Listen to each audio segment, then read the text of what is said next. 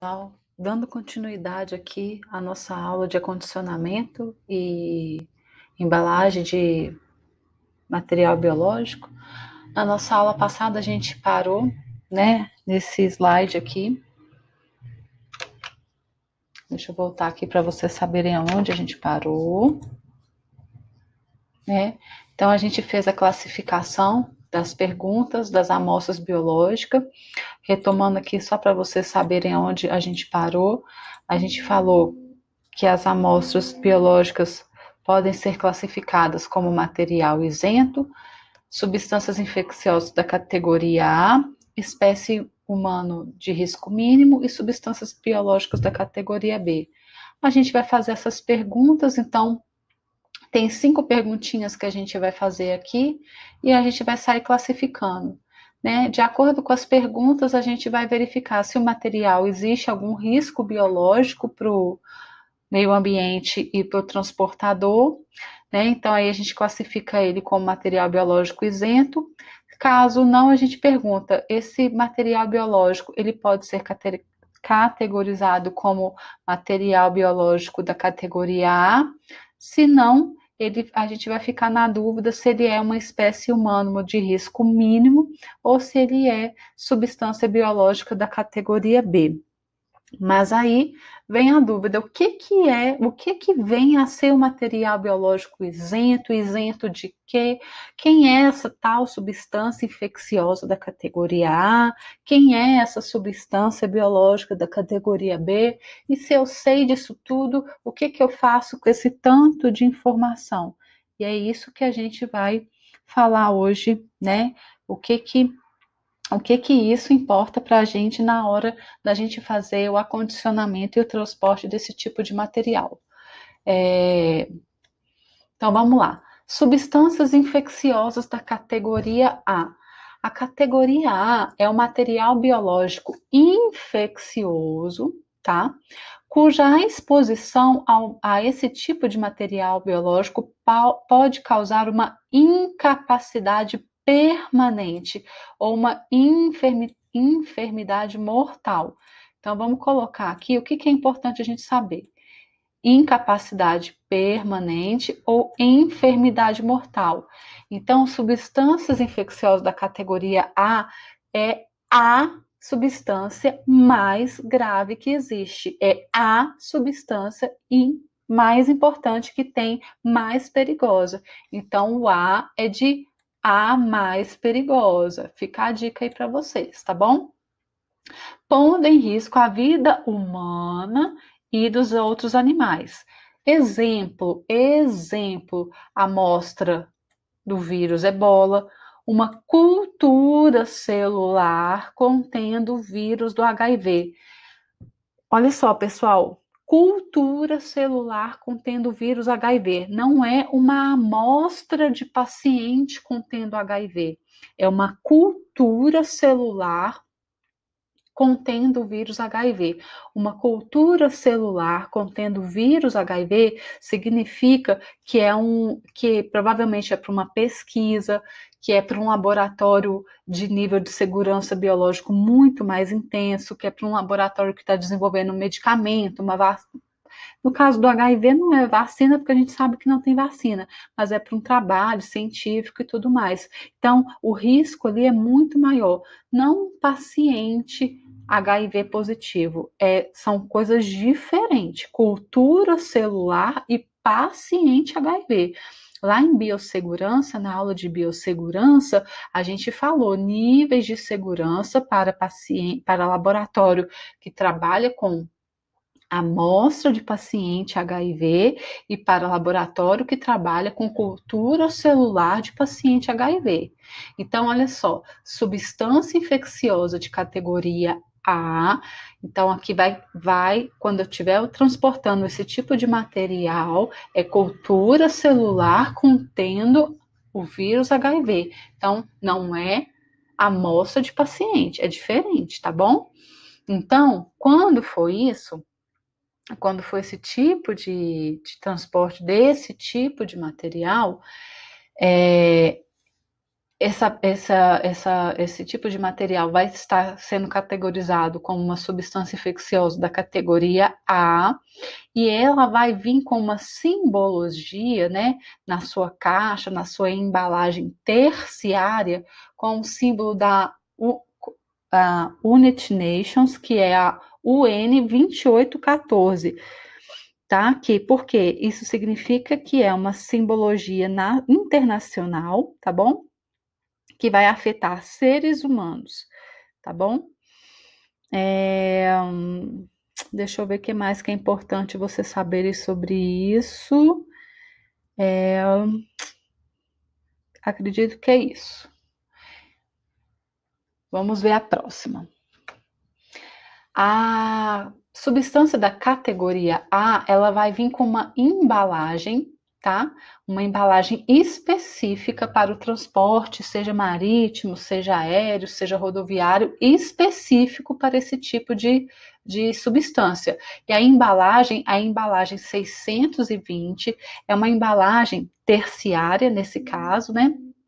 É uma embalagem tripla, então ela vai ter a embalagem primária, que é essa amarelinha, essa, né, que eu estou colocando aqui para vocês, a embalagem secundária, que é esse, deixa eu colocar aqui de outra cor para vocês aqui, esse invólucro aqui, e a embalagem terciária, que vai ser essa caixa de papelão. Então ela tem que vir com toda a sua simbologia, ela vai ter que vir com seu estanque, ela vai ter que vir com material absorvente, ela vai ter que vir com o registro da espécime, que vai ser substância, né, da categoria A, vai vir com a etiqueta de orientação, a marca da ONU, que vai ser a 2814. Então aqui, ó, vai vir a UN 2814, vai vir com aqui, ó, tá vendo? 2814. Deixa eu pagar aqui para vocês verem melhor. Então, vai vir o risco biológico, então vai vir todas as instruções e todo o cuidado, vai vir a quantidade de material que pode vir em cima desse peso, vai ter que vir o gelo para poder, vai ter que vir a quantidade de gelo seco para que essa temperatura possa ser controlada, para que essa amostra possa chegar com a temperatura ideal até o seu destino final. Então, tem toda a embalagem adequada e a quantidade de amostra e a simbologia correta para a categoria A, que é a amostra biológica que é de risco humano, de risco para humanos e de risco para os animais. Vamos lá, substância biológica da categoria B. Quem é a categoria B?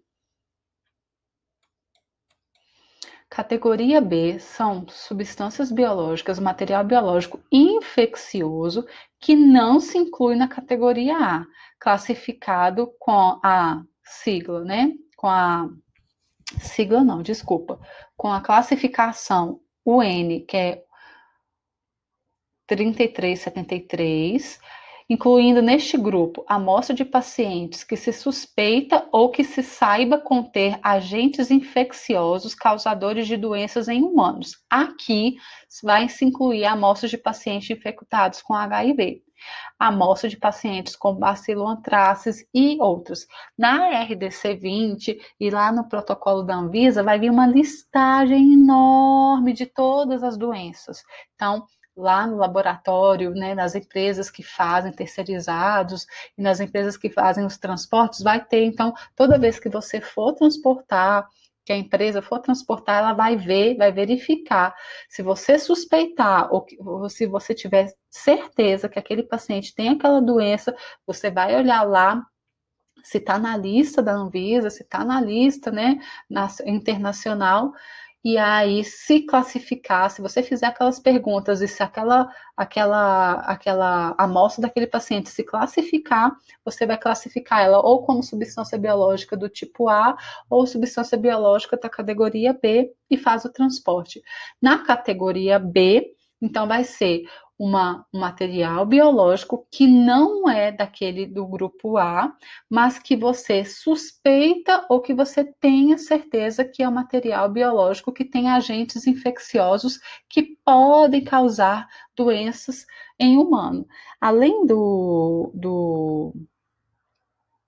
além desses aqui do HIV e do Bacillus anthracis, vamos ver quais são as outras doenças que tem aqui que pode causar. Deixa eu ver se eu acho alguma outra aqui para vocês.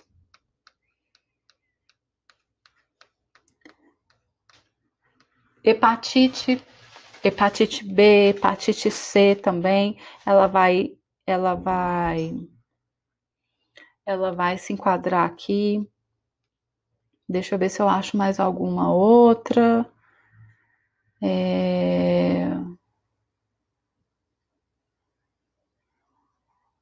Acho que é isso mesmo.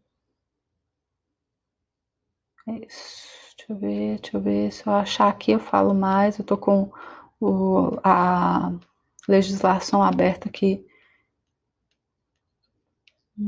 Tá ruim. Vamos lá. E aí, então, a embalagem para fazer o transporte de material biológico que se enquadra na categoria B, vai ser, então, a embalagem 650, né?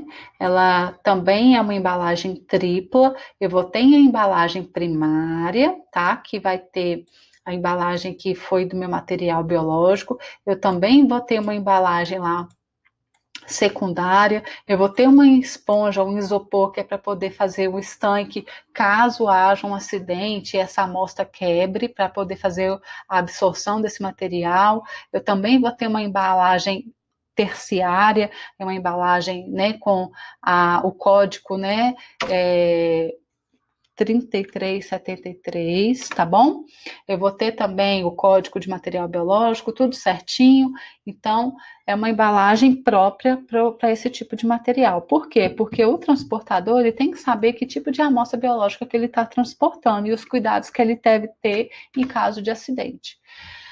E aí eu vou fazer aquelas perguntas, se não for A ou B, eu vou cair na categoria de espécie humana de risco mínimo. Quem é a categoria de espécie humana de risco mínimo? São materiais biológicos provenientes de indivíduos sadios que foram submetidos a juízo profissional, baseado em história clínica, sintomas e características individuais, bem como nas condições endêmicas locais que asseguram a probabilidade mínima do material biológico conter micro-organismos patogênicos, mesmo que estes materiais não tenham sido submetidos previamente a testes para marcadores de doenças transmissíveis. Então, quem vai ser? Vai ser amostras biológicas de doadores de sangue, gestantes, geralmente é o material biológico que nós trabalhamos em laboratório e que a gente, crianças, recém-nascidos, que o profissional, que o médico, ele faz um juízo e acredita, ele não tem certeza, mas ele faz um juízo de que aquele paciente não tem nenhum tipo de doença com risco biológico e que você pode fazer o transporte entre o laboratório, mesmo para o exterior, que é só para fazer uma confirmação de exame e tudo mais, e não tem nenhum risco biológico significativo ali. Pode acontecer desse paciente ter um HIV que você não esteja sabendo? Pode acontecer, você não sabia, mas ele vai, mesmo assim, ele vai se categorizar como espécie humana de risco mínimo. O risco é mínimo nesse caso, tá bom? E aí, no caso, a gente vai fazer ali as embalagens primárias, secundárias e terciárias que você já conhece, pode usar ali a embalagem que a gente já conhece, mas esse tipo de transporte é aquele que a gente faz entre laboratórios, a gente faz dentro da mesma cidade, é o que a gente utiliza normalmente no nosso dia a dia, tá bom? Se eu tiver que fazer também para uma confirmação no exterior, eu vou utilizar ali como espécie humana de risco mínimo, e aí eu vou usar também a embalagem tripla, mas sem grandes cuidados extremos ali, sem nenhum problema, vou usar uma caixa também terciária, e aí eu vou colocar, nesse caso da espécie humana de risco mínimo, eu não tenho a sigla UN para ela, tá bom?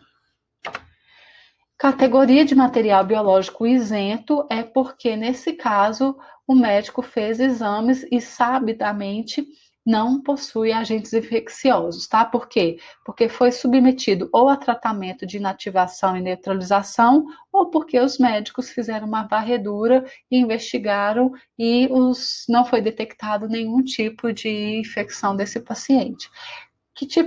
Quando que o médico vai fazer uma investigação? Para pacientes que vão fazer transfusão, transplante e tudo mais. E aí o tratamento de transporte para esse tipo de amostra vai ser o mesmo para a espécie humana de risco mínimo, tá bom?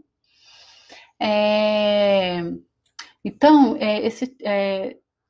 o transporte que a gente utiliza muito dentro da cidade, dos nossos laboratórios, entre postos de coleta, que vocês vão ver, que vocês vão trabalhar muito na rotina do laboratório, que é o mais comum, que a gente está falando muito de transporte de longa distância, mas também a nossa realidade, mais no nosso dia a dia, é o transporte para postos de coleta para a área técnica. Então, é esse tipo de transporte que vocês vão ter que preparar aqui. Né? É um transporte, acaba que é um transporte triplo também, mas vocês vão colocar nessa caixa térmica. Esse aqui é o nosso gelo, que vocês têm que conservar a temperatura, né? Dependendo, nem toda amostra vocês têm que colocar a temperatura refrigerada, cada amostra vocês têm que verificar, por exemplo, hemocultura não é refrigerado, líquor não é refrigerado, então isso vocês viram, né, na nossa aula de amostras biológicas, então vocês têm que verificar qual é o tipo de amostra e qual é a temperatura que ela precisa, mas vocês sempre vão utilizar isso aqui, ó, o gelo, a caixa, né, com a amostra, né, o código de amostra biológica, vocês vão ter que colocar, né, geralmente vai vir a etiqueta do laboratório que pertence, tá vendo que vem sempre aqui um saquinho absorvente, um saquinho com, aqui é uma gazezinha, um papel, na verdade é um, é um papel próprio absorvente para caso haja rompimento dessas amostras, tá? Aqui tá vindo um estanquezinho também, mas nem sempre a gente utiliza, na verdade, é um saquinho no dia a dia, tá bom?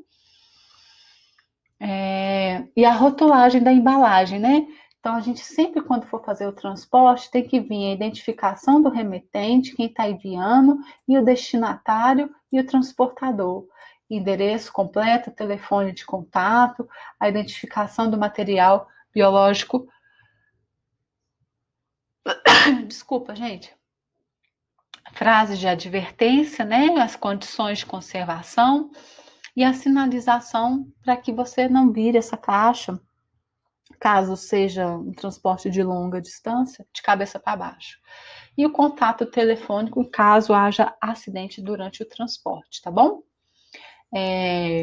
Então, aqui tá vendo a sinalização da abertura, prazo de validade, beleza, isso aqui é tranquilo. Então, o que vocês têm que se atentar? A identificação aqui da UN,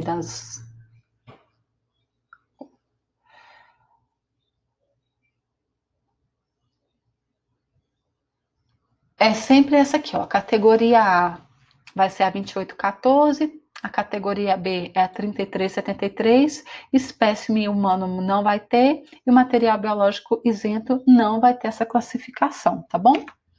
A temperatura, a gente já falou, vocês têm que verificar, nem todo material biológico vai ter necessidade de ser refrigerado, então vocês têm que verificar, e durante todo o transporte, essa temperatura está tendo que ser controlada. Então, nas caixas, né, ou na caixa, já tem que ter, quando você for condicionar, você tem que colocar, você tem que verificar através de um termômetro a temperatura daquele momento.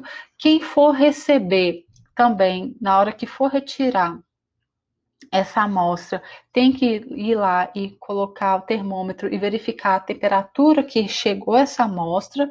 E, professora, o pessoal realmente confere, o técnico do laboratório realmente confere? Confere. Existe uma ficha para anotar, e essa ficha geralmente ela tudo que você faz dentro do laboratório, pessoal, é controlado. Então, o pessoal da triagem, do setor da triagem, eles têm uma ficha. Quando chega essa amostra no setor, eles anotam o horário que chegou, quem recebeu, a temperatura que chegou essa amostra. Então, vocês vão ver que todo o processo do laboratório, eles têm uma ficha, tudo é controlado, tudo é anotado, tudo tem que ser muito bem feito para que, caso aconteça alguma coisa, você consiga perceber aonde que houve a falha no processo, entendeu? Então, é, a gente tem que acompanhar todo o processo, porque se, por exemplo, na hora que chegar essa amostra dentro do laboratório, a gente perceba que essa amostra que tinha que chegar refrigerada chega lá a 30 graus, a gente tem que sinalizar, ó, a minha amostra que tinha que chegar aqui a temperatura de 2 a 8 graus, chegou a 30 graus, eu tenho que sinalizar o meu analista, tem que sinalizar o controle de qualidade para verificar se eu vou dar o processo, se eu rejeito a minha amostra, se isso vai ser um critério de rejeição. Por quê? Porque senão meu resultado vai dar alterado, entendeu, pessoal? Então a gente não aceita a amostra de qualquer maneira no laboratório, não. As caixas, né? Na hora que a gente chega também, a gente verifica se ela está organizada. Então, a caixa ela não pode vir muito vazia. Se ela vir, quer dizer, a caixa pode até vir muito vazia, mas se ela vier vazia, tem que ser uma caixa menor. A caixa deve ser proporcional à quantidade de amostra. Então, essa caixa aqui, ela é muito grande para pouca amostra. Então, nesse caso, essa quantidade de gelo, ela não vai refrigerar essa amostra. É uma caixa muito grande, pouco gelo, então esse gelo não vai, com certeza, ele não vai manter essa temperatura refrigerada. Então, ó, aqui você vê que a amostra já está, os tubos estão em pé, existe o gelo aqui, o gelo na lateral, não está em contato com a amostra, as amostras estão organizadas, não estão caídas. Aqui você está vendo que os tubos estão caídos, não estão em pezinho. Então, todos os espaços têm que estar, né, preenchidos. Nesse caso, se eu precisasse de transportar uma única amostra, o laboratório ele tem que ter as caixas de tamanhos pequenos, médios, grandes, para que eu possa transportar a quantidade de amostras que eu preciso. Realmente, tem momentos no laboratório que eu preciso de transportar pouquinha amostra, então eu tenho que ter caixa de todos os tamanhos para que seja proporcional. Nesse caso, se eu não tivesse, eu teria que colocar aqui plástico, bolha, para que essa amostra não ficasse balançando durante o transporte, tá bom? Para evitar agitação. Acho que é isso. Então, olha só, aqui é um passo a passo. Então, minhas amostras estão em pé. Eu coloco um papel absorvente, passo um plástico bolha, coloco uma embalagem secundária, que no caso aqui o laboratório optou por um saco plástico escrito risco biológico, e aí aqui eu coloco na minha embalagem terciária, tá? Com o controle de temperatura e tudo mais. Aí, conforme eu falei para vocês, toda amostra biológica que eu envio para um laboratório de apoio, ou do meu posto de coleta para a área técnica, toda a amostra, os protocolos e as fichas de cadastro, elas devem ir junto. Só que essas fichas, elas nunca vão dentro, elas nunca devem ir dentro, junto do lado das amostras. Elas sempre devem ir fixadas do lado de fora da caixa, porque caso haja vazamento, essa ficha não rasgue, não molhe. Então a gente fixa ela do lado de fora, tá? E aí sempre na ordem, né? Tudo organizado, pode ser separado por setor, pode ser separado por ordem alfabética, por ordem que eu coloquei, que eu organizei na caixa, para que facilite a análise do pessoal que vai receber essa amostra no laboratório, tá bom? Aqui eu coloquei para vocês, que tá no livro da Anvisa, no manual da Anvisa, depois vocês olham, tá? Mas aqui eu coloquei para vocês alguns materiais, tá? Que o tipo de acondicionamento, o tempo de envio e o tipo de transporte que deveria ser enviado, segundo a Anvisa. Então a gente tem aqui, ó, suave, urina jato médio, secreção uretral. Depois vocês devem dar uma olhadinha, dar uma olhada lá.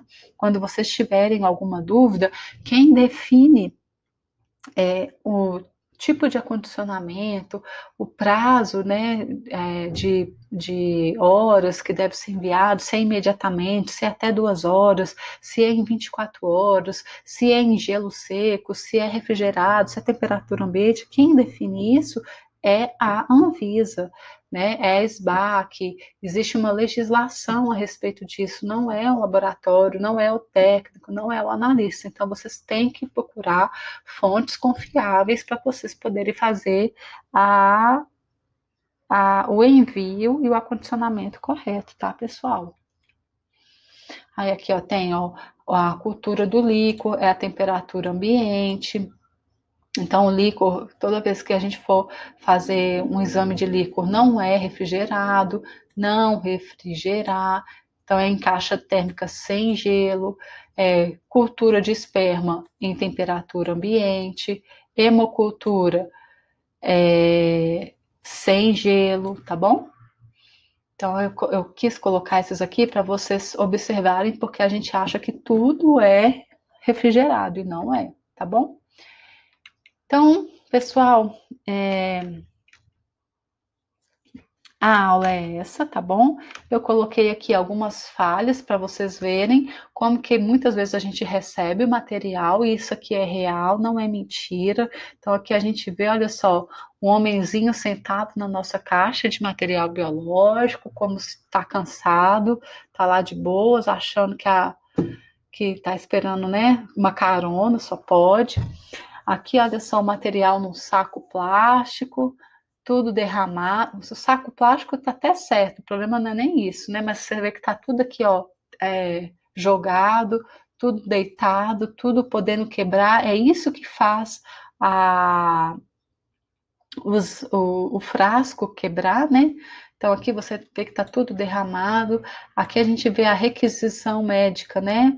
Do laboratório misturado com a amostra. Então, se a gente tem uma tampa aqui mal rosqueada e derramar sangue, isso aqui vai vir tudo contaminado, tudo sujo de sangue. Então, isso aqui mostra uma falta de organização do laboratório, uma falta de preparo, um risco, né?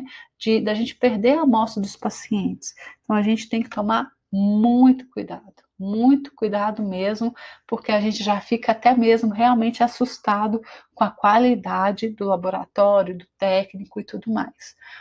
Tá bom, pessoal? É isso, a aula de acondicionamento. Eu espero que vocês tenham entendido.